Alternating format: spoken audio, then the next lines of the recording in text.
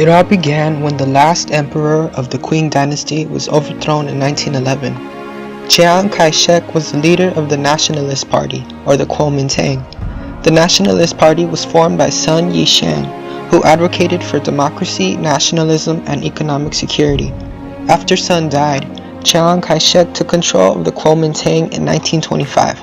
His main goals were to unify China, make reforms, and defeat the rising Communist Party. The leader of the Communists was Mao Zedong, an assistant librarian in Beijing who studied the ideas of Karl Marx. He envisioned the peasants rising against corruption and starting a communist revolution. Eventually, civil war broke out between the communists and nationalists. And in the midst of China's civil war, Japan launched an all-out invasion over China. The two enemy forces then decided they must join to protect China. After the attack on Pearl Harbor in 1941, the US sent at least $1.5 billion to the national government of China to aid their fight against Japan. However, the corrupt officers kept most of it. And after Japan was defeated, the nationalists used this money against the communists, breaking their established alliance and continuing their civil war. The nationalists then chased down the communists in what became known as the Long March.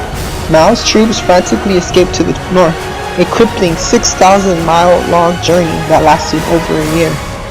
Mao, although weakened, gained more followers with the peasants, promising them land and an improved life. And in the end, Mao was able to defeat Chiang Kai-shek, who retreated to Taiwan and ran the national government from there. From then on, he then set reforms to improve China. Although most of these, at least 20 million died from famine at Forward program, a death toll larger than Adolf Hitler's. Meanwhile, Chiang ran the government in exile in Taiwan, recognized as a separate nation and experienced industrialization and rapid economic growth under its own currency. But what if Chiang Kai-shek had defeated Mao and retained control of China? Had Chiang won the war, China would not have supported North Korea during the Korean War or Vietnam during the Vietnam War. This could have resulted in fewer casualties and kept the tension of the Cold War away from China. Also, Taiwan would not have been separated, and although Chiang Kai-shek would have purged communists and stopped at nothing to destroy his oppressors, China would have flourished through industrialization and modernization faster, and not been regressed by Mao's incompetent reforms.